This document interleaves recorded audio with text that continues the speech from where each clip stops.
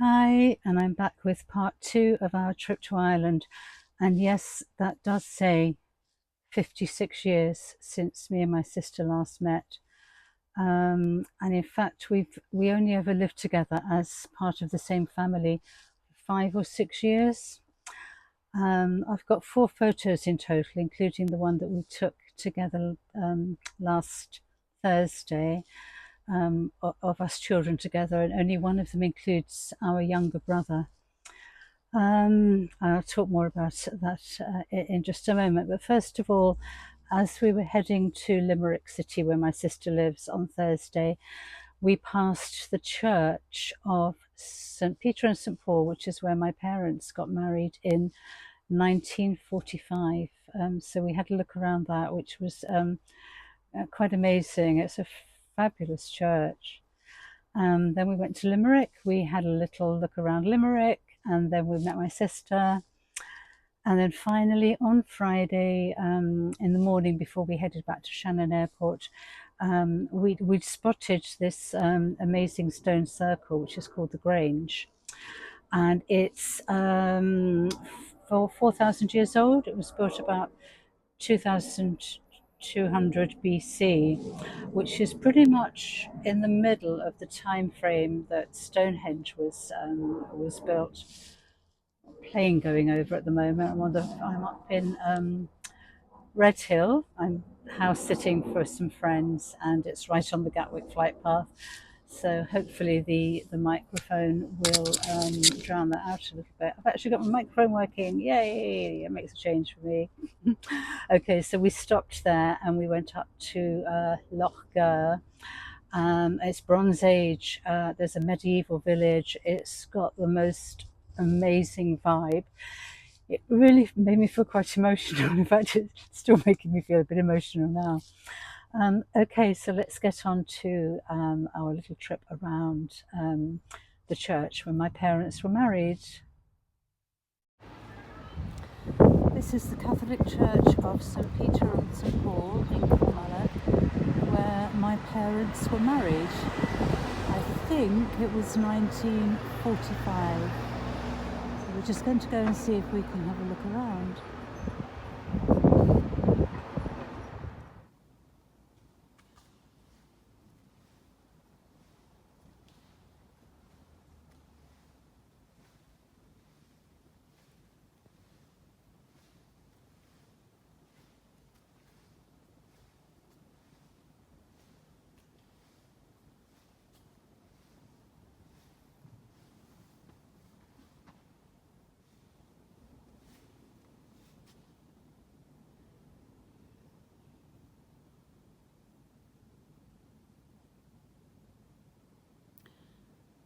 What a beautiful place to get married.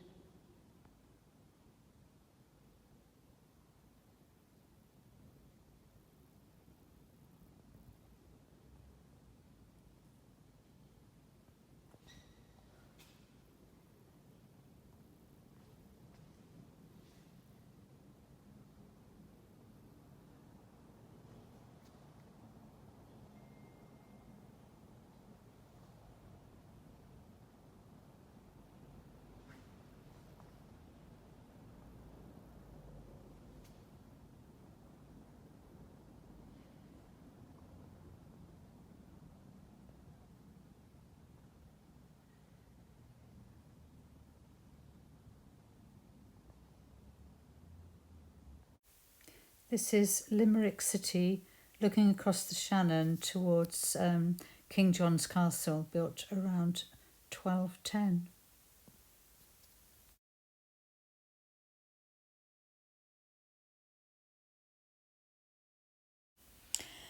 And here I'm just panning along the River Shannon, which runs through Limerick. I've taken the sound off because Holly and Lauren were deep in conversation, and I don't really want to be recording whatever it is what they were chatting about. I've got no idea. So I've taken down the sound. And Limerick, I rather liked. It's not a terribly big city, and it's obviously had a lot of of money spent regenerating it. And I'll put together a little sort of montage of photos, ones that I've edited a little bit, so you've got a little bit of sort of creative editing there, just to sort of give an idea of the feel of it. It's quite a, although it's small, it's quite a vibrant sort of city. It's very arty, and I rather liked it.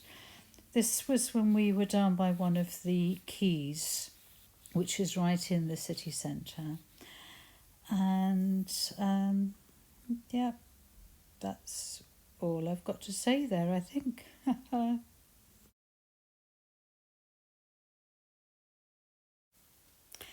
And here we're on the other side of the river, on the other side, yes, on the other side of the river by St John's Castle. We went back into Limerick for a meal in the evening. Unfortunately, we were just a little bit too late to get around the castle. The last tour was at 5 o'clock. But yeah, that's something else to do the next time I visit Limerick.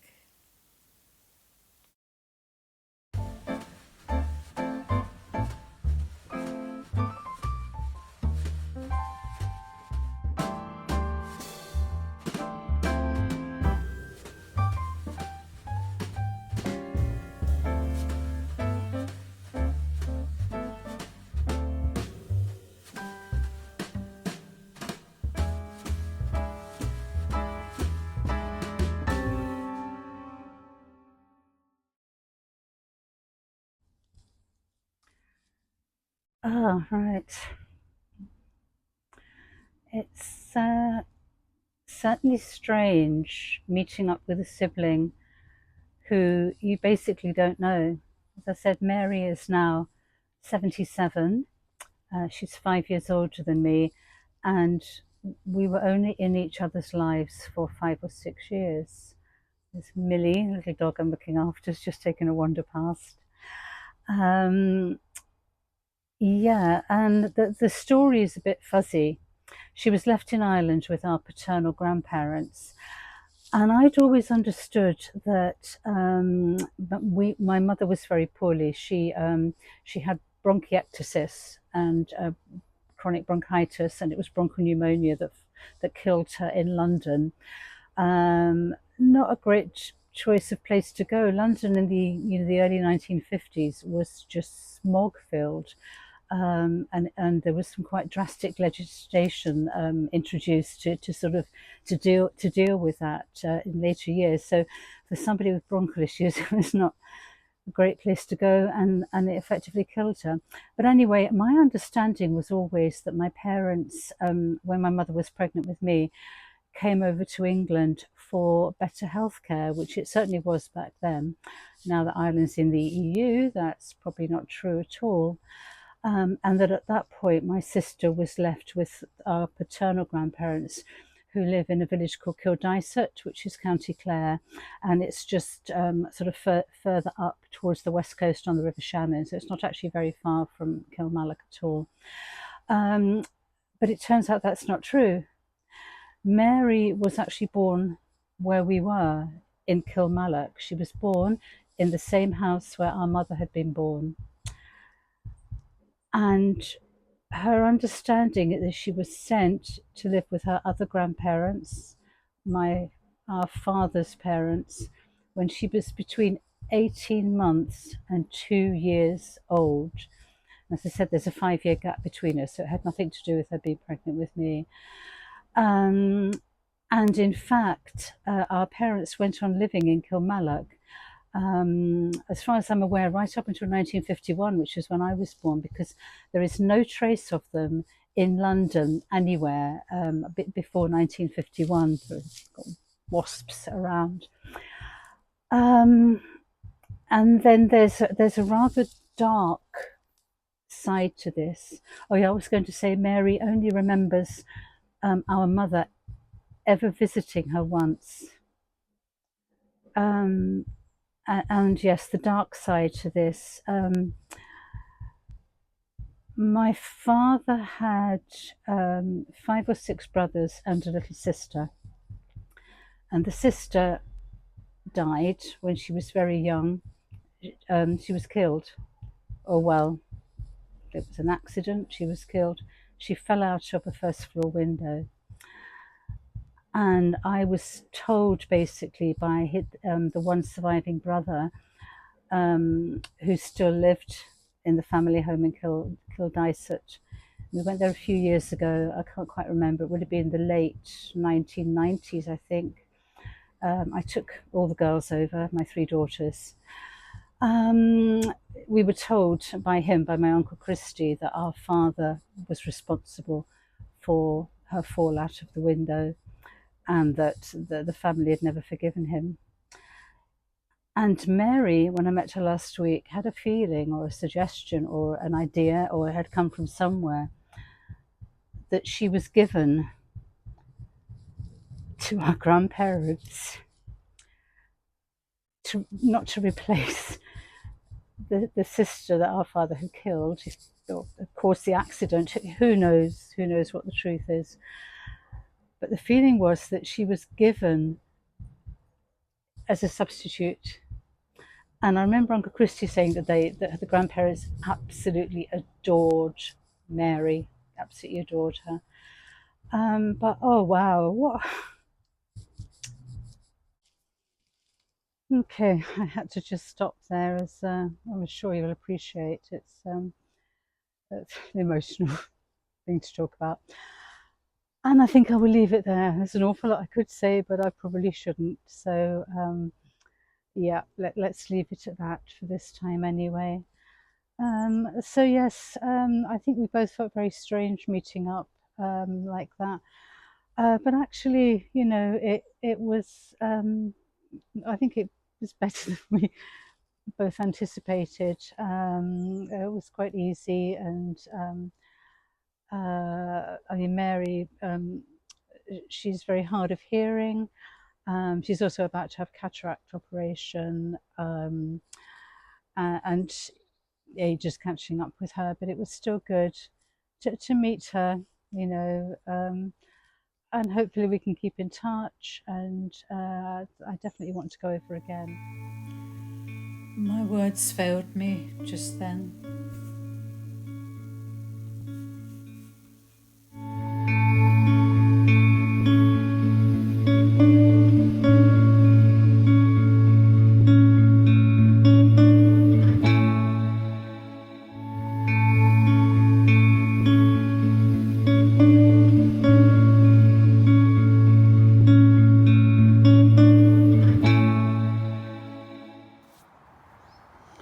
We've stopped at a beautiful ancient stone circle known as the Grange, which is over 2,000 years old, and it was excavated, I think in the 1930s.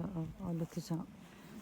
I can't actually see what I'm filming because the sun is so bright. We've actually been really blessed with the weather. It has been just gorgeous, and today it's just perfect. And the countryside around here is just stunning. So beautiful, and it just feels so peaceful. Everywhere feels so much more peaceful than, well, than anywhere at home, really.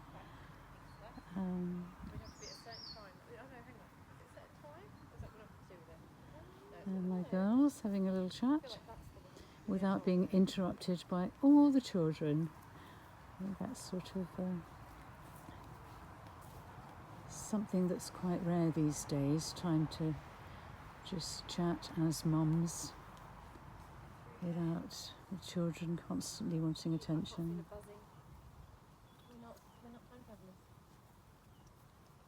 I always think I would be, but I guess not. Technology. That's the thing. So basically, does that mean that Jamie can't? Right, Lauren was just telling me that this tree on the other side is actually growing into the rock. So let's have a little look.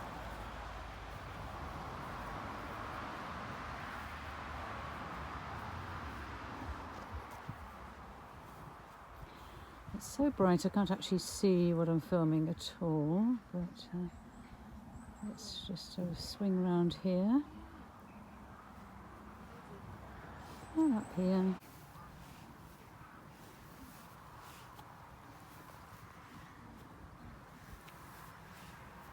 Oh, wow, yeah. They are actually one piece. They really are. That is incredible.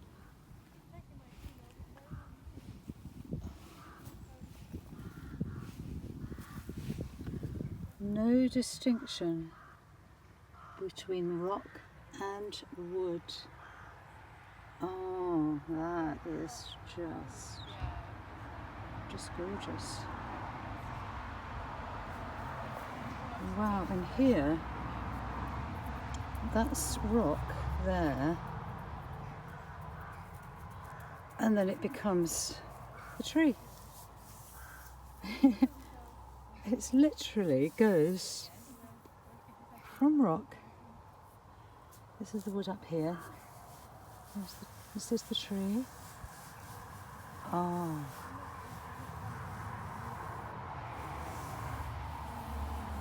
And that is rock. That is fabulous. I just love that. Oh my lord. Oh, beautiful.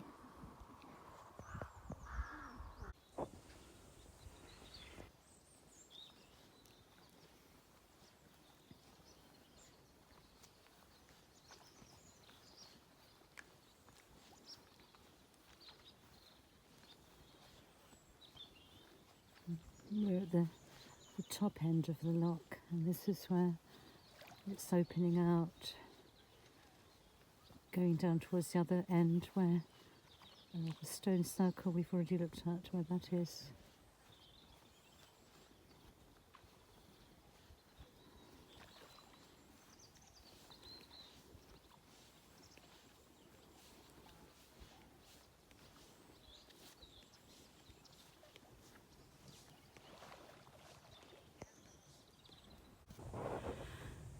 This is a view of part of the loch from up by the medieval village, which is right at the top of the site. It's so peaceful and so quiet up here. So a fly attacking me.